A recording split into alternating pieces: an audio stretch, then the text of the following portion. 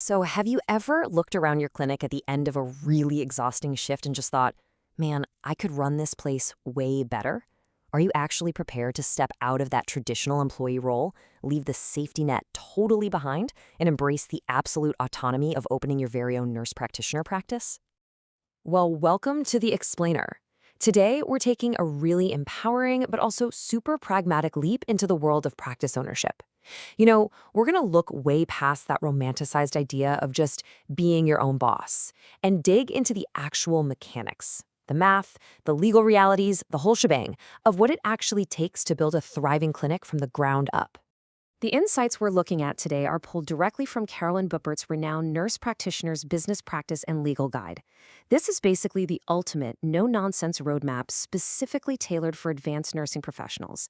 It definitely doesn't sugarcoat the journey, but it absolutely gives you the exact tools you need to succeed. Here is our roadmap for today. 1. Why own a practice? 2. Realities and barriers. 3. Crucial business decisions. And 4. Building your business plan. Let's get right into it.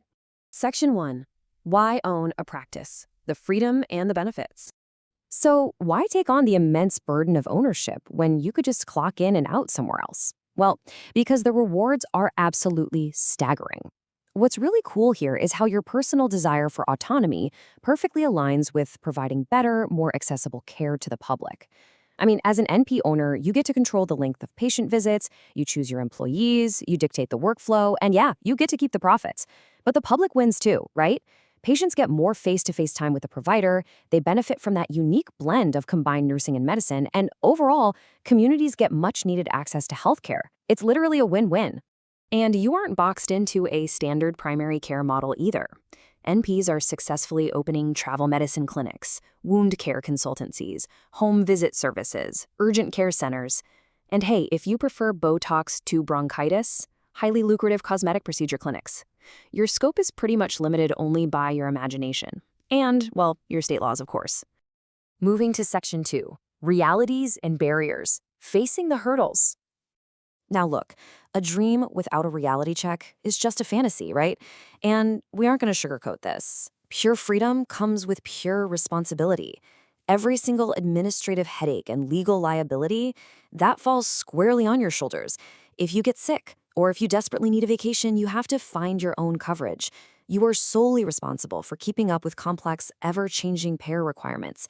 And maybe the toughest pill to swallow, there is likely going to be a significant lag time between your startup phase and actual profitability. You've got to have the grit to weather that initial storm. Beyond the daily operations, you're also facing these systemic, external barriers that can really slow down your launch. You'll have to fight to get credentialed on commercial insurance provider panels, which, honestly, that can take months. You might need to secure hospital privileges or really hustle for referrals from ERs. And, depending on your state, you might face the massive hurdle of securing and paying for required physician collaboration. All right, Section 3, Crucial Business Decisions, the Key Considerations. So, how exactly do you prepare to jump all those hurdles? By making calculated choices way before you ever sign a lease. Our source outlines 11 vital questions you absolutely must resolve.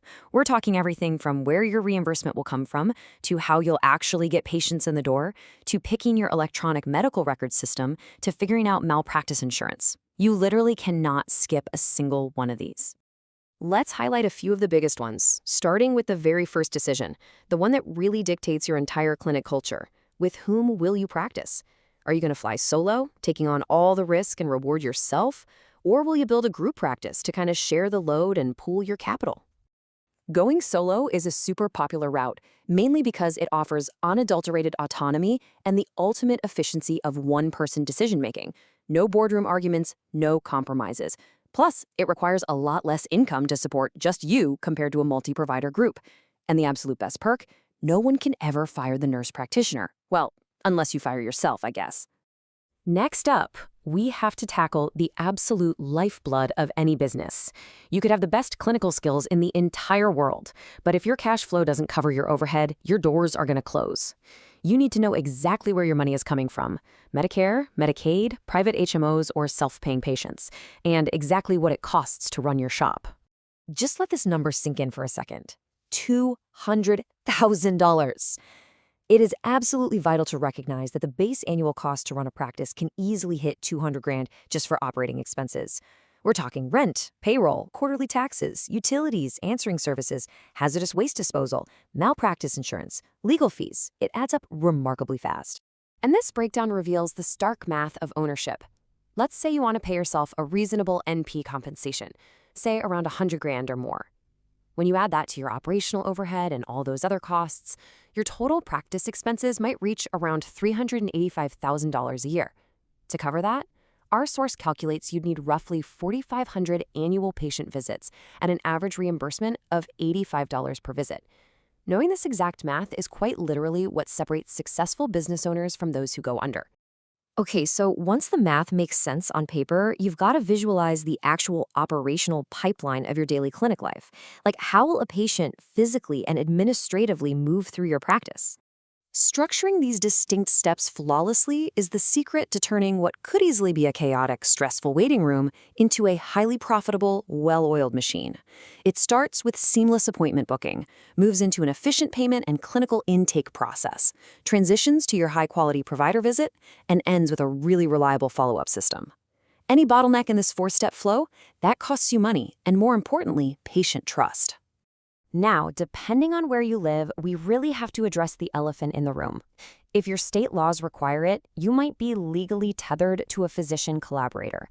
And look, this isn't just a piece of paper. It's a major logistical and often massive financial hurdle that you have to clear before you can bill a single dime for your services. If you're in one of those restricted states, you must meticulously plan how you're going to navigate this. You have to actively hunt for a competent collaborator. You need to ensure your clinical philosophies actually align so you aren't constantly butting heads.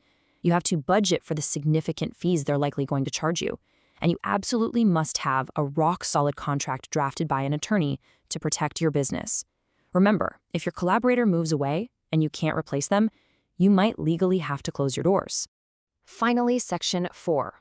Building your business plan, your roadmap to launch. Now it's time to synthesize the math, the legalities, and the operational flow into your master strategy. But wait, before writing a single word of your formal plan, you have to objectively research your local market. You need to step outside your own desire to open a clinic and prove with actual data that there is real demand for your specific services in that area. Like, how big is the potential patient pool? Is the community even willing to use NP services? Are third-party payers in that area willing to reimburse you? Data has to drive your decisions here, not just passion. Once you've got that data, you gather all your research to build this comprehensive document.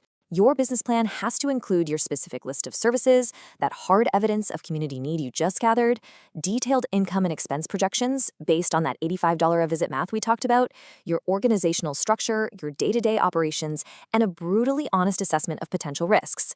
This whole document serves as your ultimate internal blueprint, and crucially, it's the exact pitch you're going to hand to a bank lender to get your startup capital.